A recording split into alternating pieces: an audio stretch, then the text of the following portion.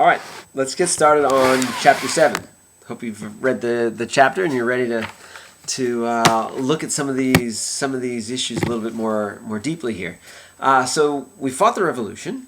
Americans have won, got a new country, and now what? Right? I mean, this is the big question. How do you create a new government, a new nation out of nothing, out of what had been just colonies of a mother country? And so what I want to really impress upon you here is to get into the mindset of the American people, especially the American leadership. And of course we're just talking about the white folks, the free men of this new land.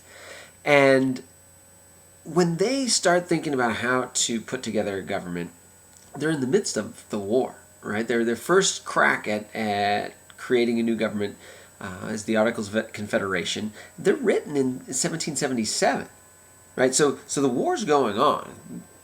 Everything's in flux here, and they kind of hastily put together this framework of government called the Articles of Confederation. And so you can imagine, I mean, this is when they're very angry at the British, very anti King George III, and the structure of government that they put together reflects that.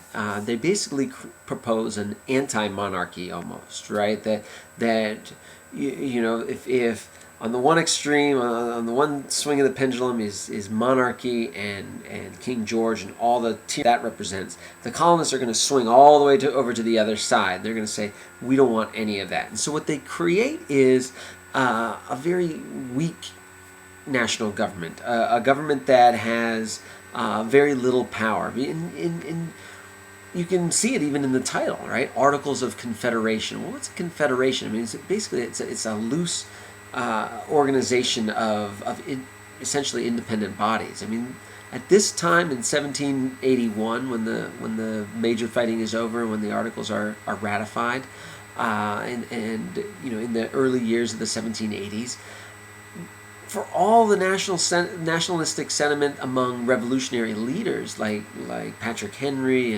and John Adams and so forth, there was little of that among the regular people, right? They still thought of themselves as Virginians or Pennsylvanians or New Yorkers and so forth. And so you really had 13 colonies, but not one nation. And so the trick for the American leadership is, well, how do you do things in a collective way? How do you do things as a nation when you really are trying to coordinate the bodies?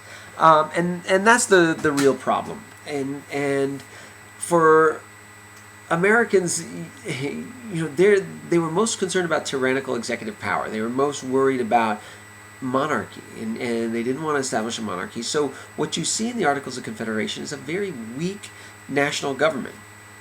And the national government can basically do foreign policy. It can make war and peace. It can conduct diplomacy. It has the power to coin money. So it has some power, but it doesn't have the power to tax, and it doesn't have the power to regulate trade.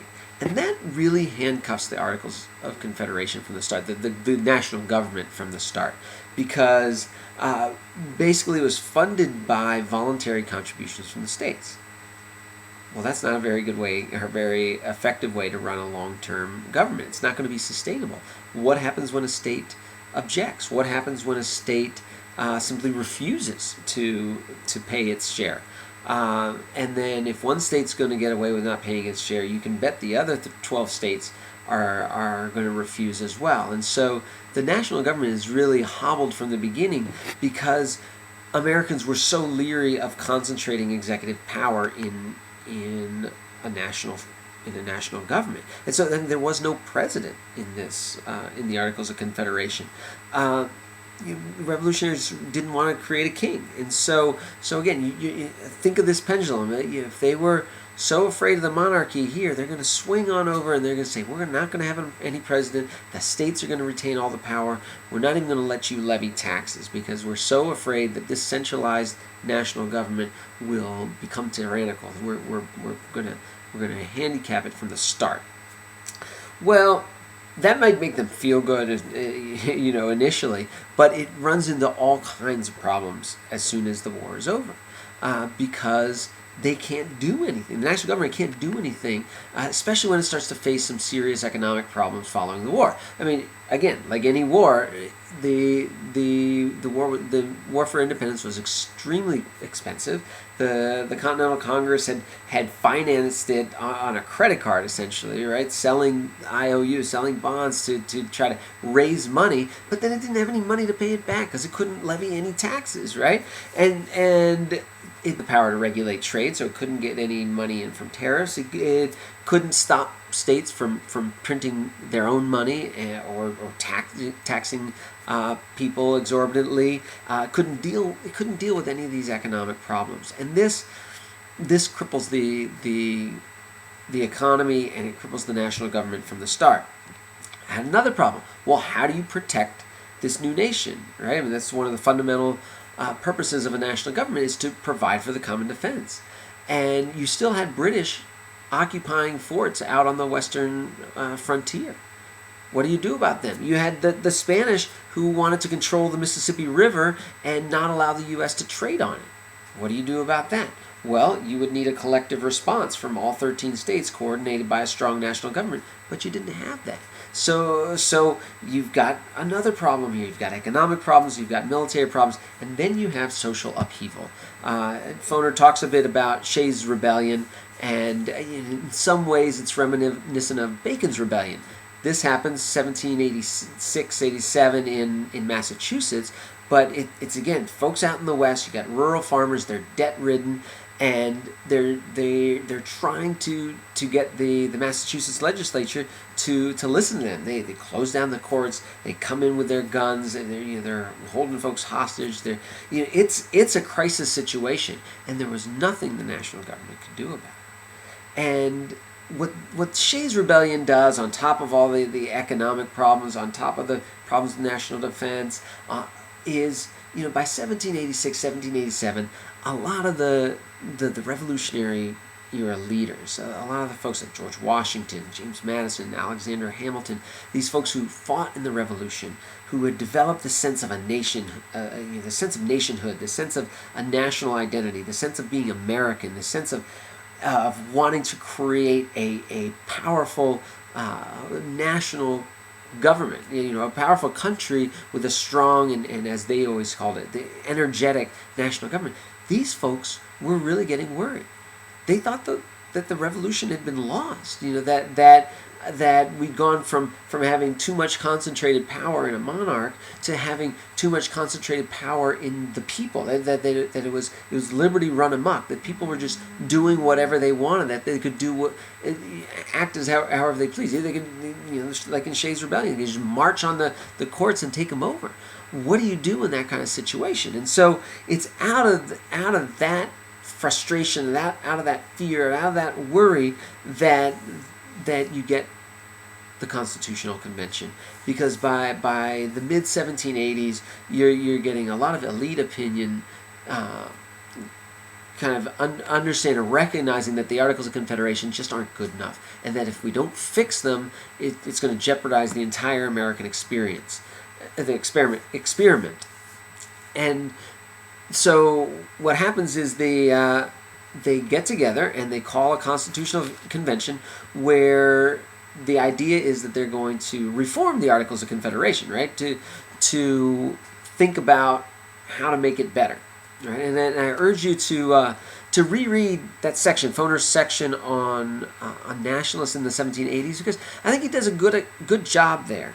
It's on page 266, and Foner does a good job of explaining how this sense of nationalism really helped motivate people to join the Constitutional Convention in Philadelphia in 1787. These again were men who wanted an energetic national government. They wanted they wanted their national government to have the power and the flexibility to meet the challenges of what they envisioned to be this continental empire, right? An empire that eventually would eclipse Great Britain, and they knew they couldn't do that with a confederation of very strong and independent states. So the Articles, in their mind, had failed miserably. They had not enough power for the central government, too much liberty for the people, and it was time for them to go, for the Articles to go. So what's interesting is, and Foner doesn't really explain, I mean, it was really controversial, this convention in 1787. When they first got, basically when delegations were sent, the idea was that they were going to reform the Articles, right? Look at the things, make them better, figure out what we could do to reform our structure. But almost immediately, the delegates came in and said, look, we've got to start over, right? We've got to toss out these Articles of Confederation. They just didn't work, and we've got to create a whole new constitution. And the man who's able to really is James Madison. And before we start talking about Madison and the Constitutional Convention, I'm going to ask the first two questions. How did the limited central government created by the Articles of Confederation reflect the issues behind the Revolution and the fears they had for individual liberties, that the revolutionaries had for individual liberties? Again, how did the limited central government created by the Articles of Confederation reflect the issues behind the Revolution and the fears that revolutionaries had about individual liberties? So that's question one.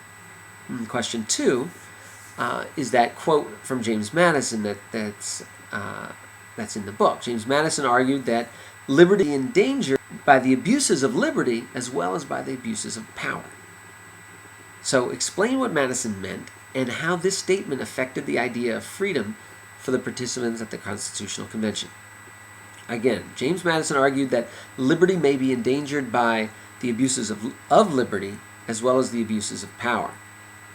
Explain what Madison meant and how this statement affected the ideas of freedom for the participants at the Constitutional Convention. These two ideas, liberty and power, are often in tension, and it's this tension between liberty and power that the folks at the Constitutional Convention need to resolve, right? Because on the one hand, you want to preserve as much individual liberty as possible, but on the other hand, no individual can have liberty if you don't have power in a government to protect the liberties of the people. And so James Madison is the guy who's really thought about these issues more than anyone else. And it's interesting, he also is a Virginia planter, slave owner, like Jefferson, like George Mason and George Washington and a lot of these other folks. But he's very different, very different from Jefferson or Washington. I mean, certainly he's not a military leader. He's a diminutive little guy. He's like 5 feet 4 inches tall. He's sickly, often just pale, walking around with a handkerchief. Even though he's only 5'4", he seems even smaller. He kind of hunches over a lot. He's a hypochondriac, but he's an intellectual. He's a thinker. He's read Montesquieu and John Locke and all these different thinkers about government and politics, and he, like the other founders, believes profoundly in government and has thought tremendously and deeply about government and how to make it work, because he recognizes that government is what separates us from the state of nature that Thomas Hobbes would have talked about years before, and setting up a constitutional framework for a republic and doing it right, getting this right is tremendously important, because if you don't get it right, and liberty runs amok, then what's going to happen is you either get anarchy or you get monarchy, right? Either government collapses completely and you sort of devolve towards a state of nature and anarchy where everybody's just hunkering down and it's every man and woman for him or herself, or you get monarchy where the people just give up all their power and delegate it all to a king. And so he takes this responsibility very, very seriously, and he comes in with a lot of the plans that the delegates at the convention will spend the whole summer of 1787 debating. And one thing to remember about the Constitution, now, I mean, we revere it. We've got Constitution Day in September. We honor the founders, and we love our Constitution. And what's interesting is we also call ourselves a democracy and believe very strongly in democracy and want to export democracy to the entire world. But what's interesting about the Constitution is it's not a democratic, small d, democratic document. In fact, it's anti-democratic because you've got to think about the context in which it's developed, right? If the Articles came out of a worry about monarchy and the pendulum, you're thinking the pendulum had swung way too far in terms of centralized power in a monarch. So the Articles swung it way back over here. Well, the Constitution is going to try to rip it right back and try to find a nice balance, right?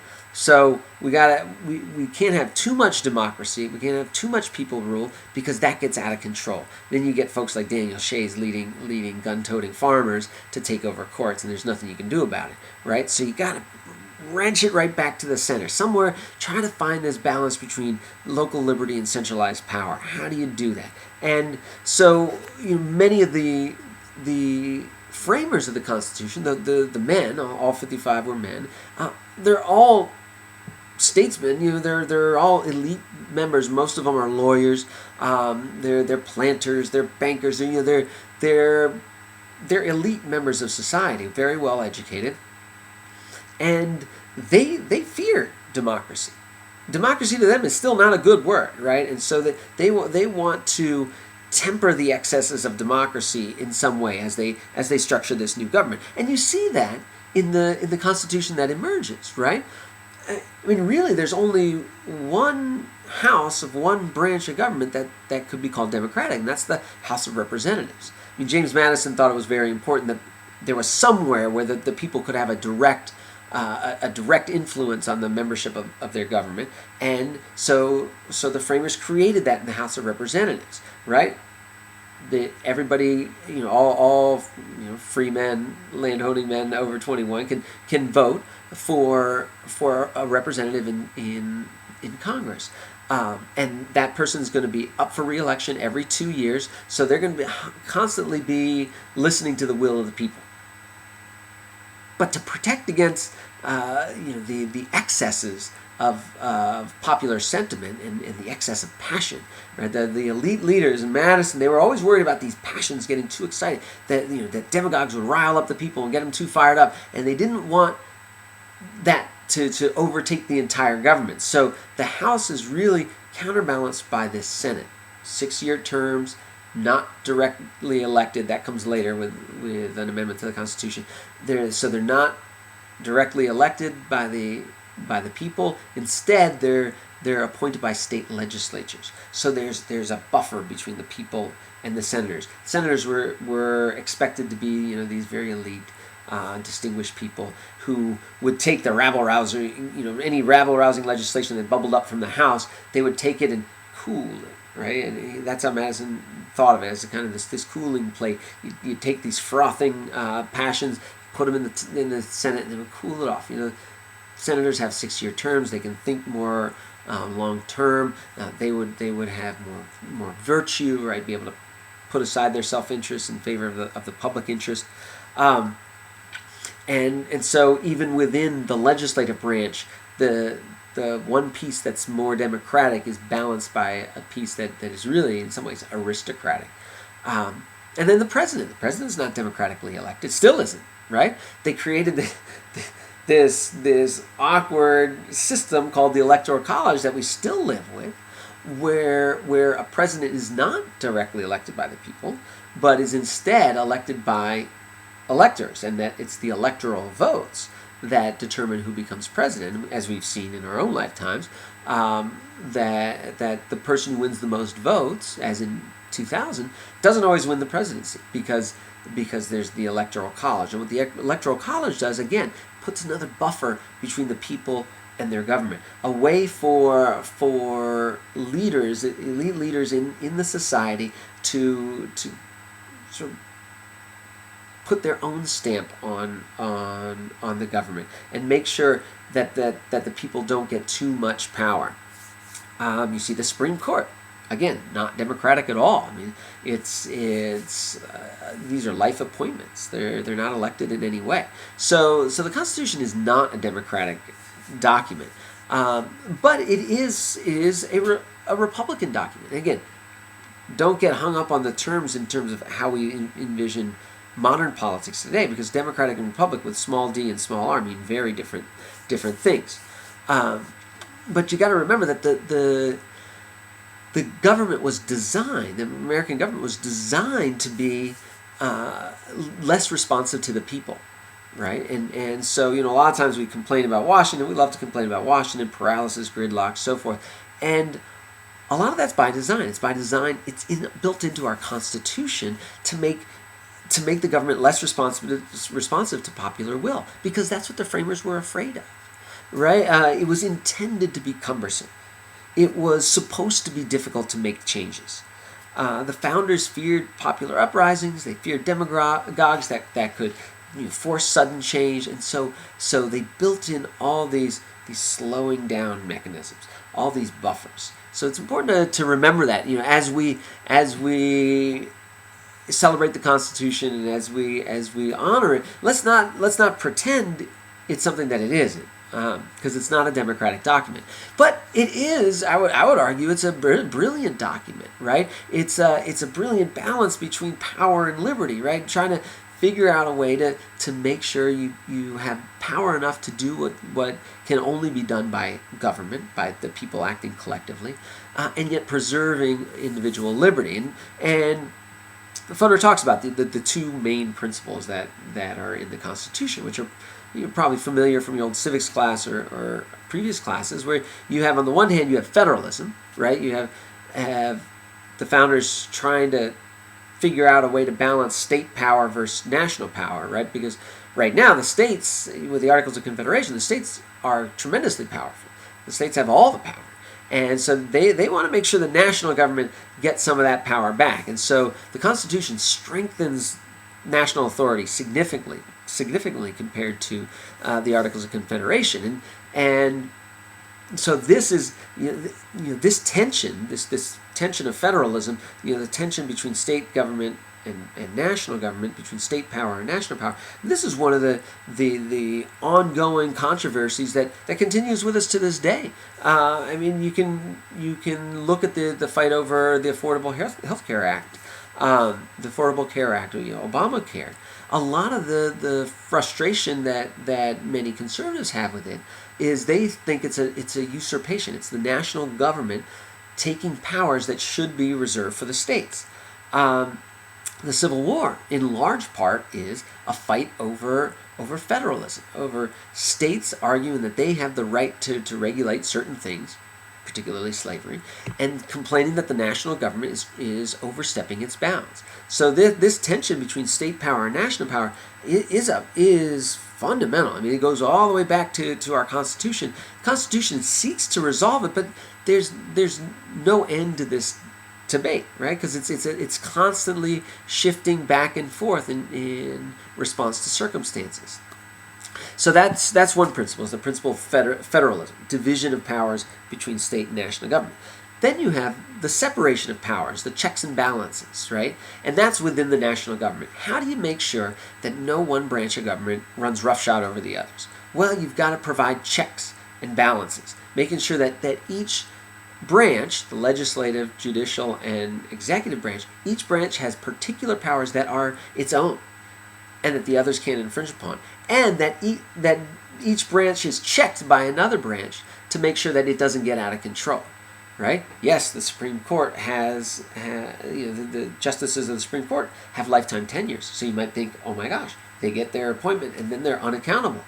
Maybe, but two things. One is the president has to appoint them, right? So the president has some appointing power, some way to check the authority of the Supreme Court.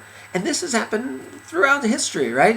As the court starts moving in one direction, a president can come in and shift that direction over time.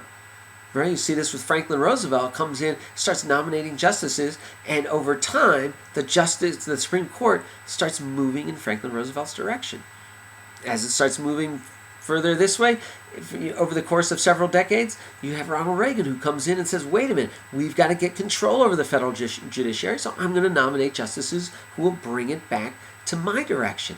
And so presidents do have the power to check the Supreme Court. That's an example.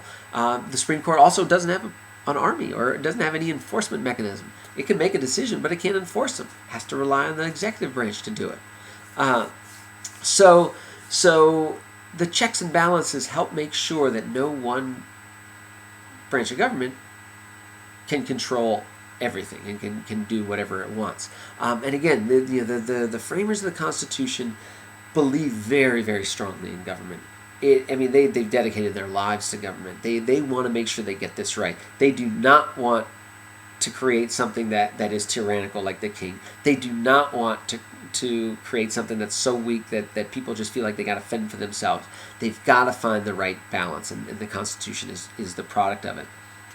Now, it's the product of several compromises, too. Foner talks about. He talks about the division between small states and big states. And this is what led to the Great Compromise, the Grand Bargain, which is what people keep talking about now. They want Congress and the president to come to some sort of grand bargain. But the Grand Bargain in 1787 was between small states and big states, right? Because on the one hand, you had big states like Virginia, Pennsylvania, New York. They had lots of people, lots of land. It could envision a growing. And what they wanted, and this was the Virginia plan, created by Madison. Their idea for the legislature, the national legislature, was to have two houses of Congress, two houses in the legislature, both of which would its membership would depend on the size of the state's population. So the more people you have in your state, the more representatives you would have in both houses of Congress. Large states thought that makes sense, right? So sort of one man, one vote, right? If you have more people, you should have more votes, right? That's kind of the idea behind a democratic republic, right? But the small states said, wait a minute, that's crazy, because what would happen in practice is the states with more people would just run roughshod over everybody, right? Virginia and Pennsylvania would outvote everyone else, and what's to preserve or protect the interests of small states like New Jersey, right? So the New Jersey folks came up with their own plan. They said, no, we'll have one house in the legislature, and every state will have one vote. The big states are thinking, you got to be kidding, right? That's ridiculous, because we have 10 times more population than you do. Why should you have the same vote that we have? And so the Grand Bargain, the Grand Compromise, was to say, okay, we'll have a two-house legislature, House of Representatives based on population, and a Senate where each state would get 2 votes, right? 2 senators for each state, no matter their size. And this solves the problem that the small states don't bolt the convention. They stay in for the rest of the summer, and they're kind of happy about it. And this has tremendous consequences, right? Even still today, I mean, you look at the Senate. We have 50 states that have wildly different populations, right? You have Wyoming, which doesn't even have 1 million people. And you've got California, which has more than 25 million people. And so it's the senators of Wyoming wield just as much power as the senators from California, even though their population is something on the order of 600,000 people, right? So California is almost 50 times bigger than Wyoming, and yet they have the same power in the Senate. And this becomes magnified in the Electoral College, right? Because those 2 senators count the same as the 2 senators from California. So Wyoming winds up with 3 electoral votes, which is wildly out of proportion with their numbers. And that's how you can get a situation like in 2000 and in 1876 and in other elections, where the winner of the majority of votes in the national election can still lose the presidency.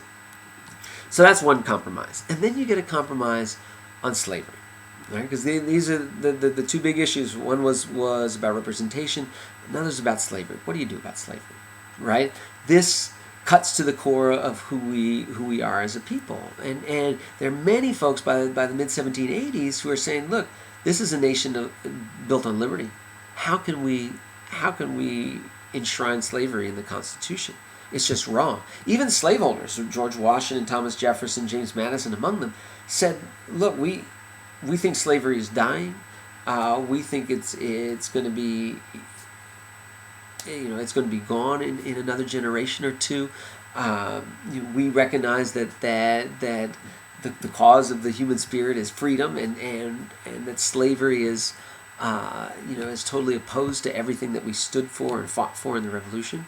And yet, there are powerful economic incentives driving slaveholders to say, no, we will not adopt a constitution. We will not be party to any document that tries to abolish slavery, or even does anything that could remotely be construed as one day leading to the abolition of slavery.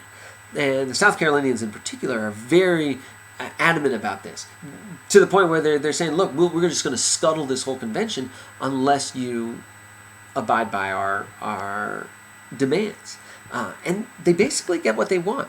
The anti-slavery folks got a little bit, right? The word slave and the word slavery don't appear in the Constitution because it was embarrassing, to be quite honest.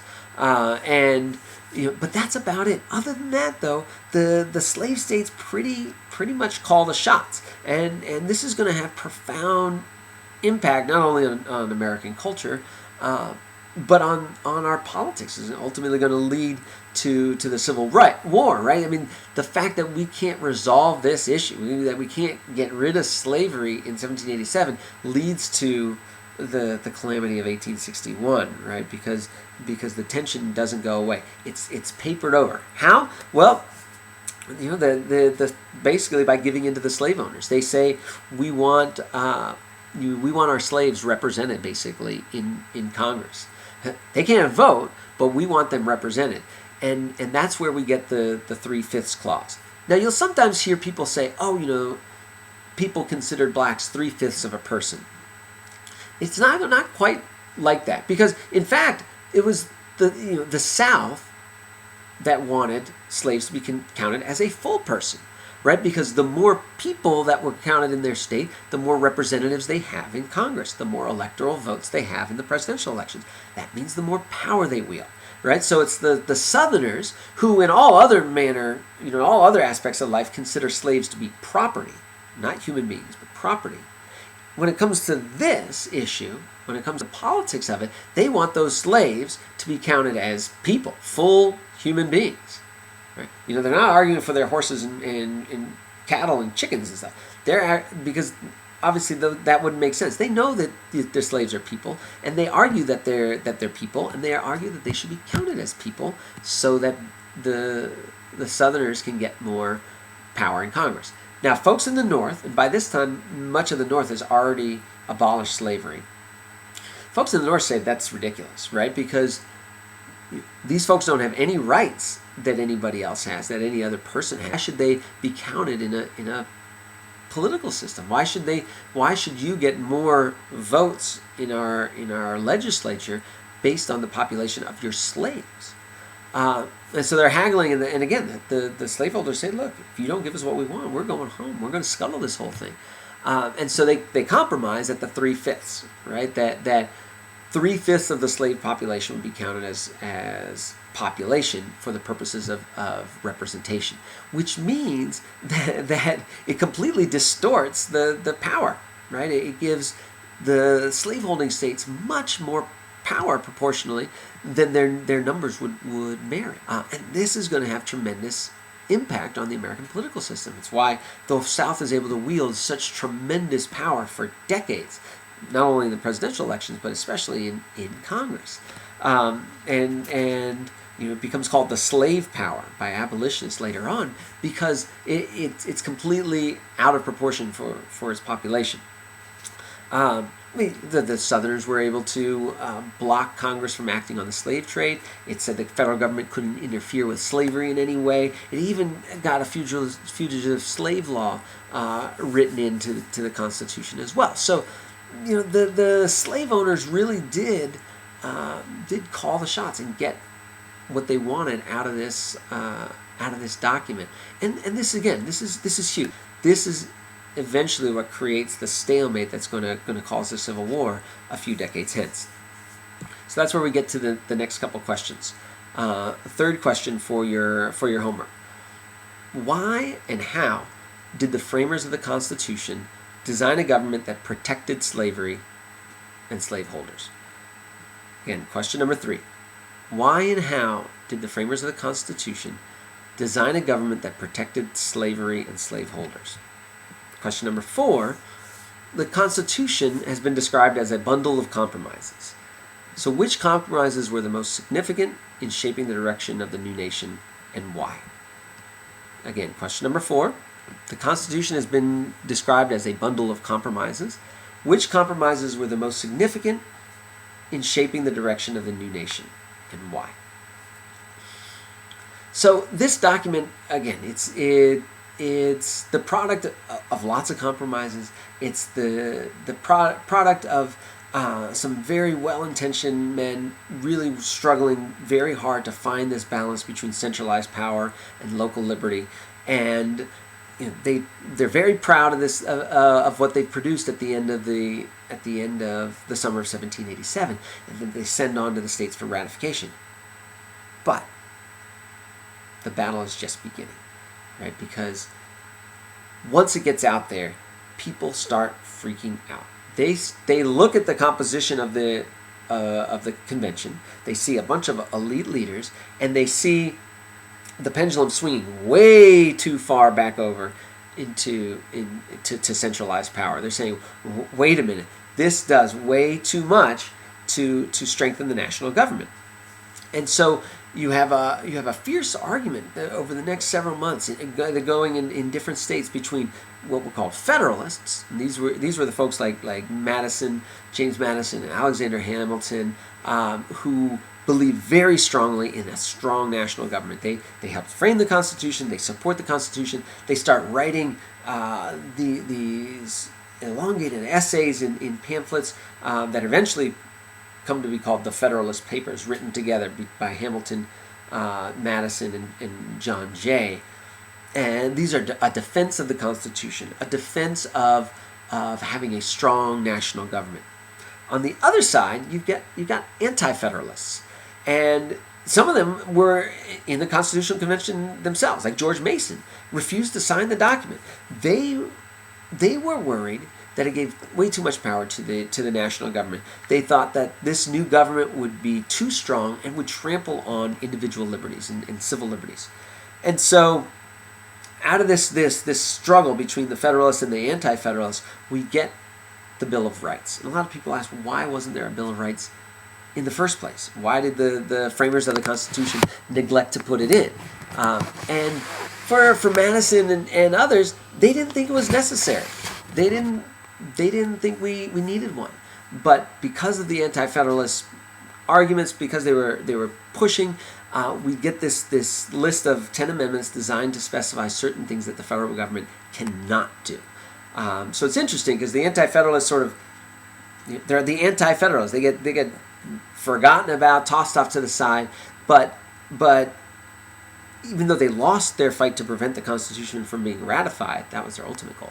They actually win the battle to preserve civil liberties by forcing the Federalists to agree to adopt the Bill of Rights.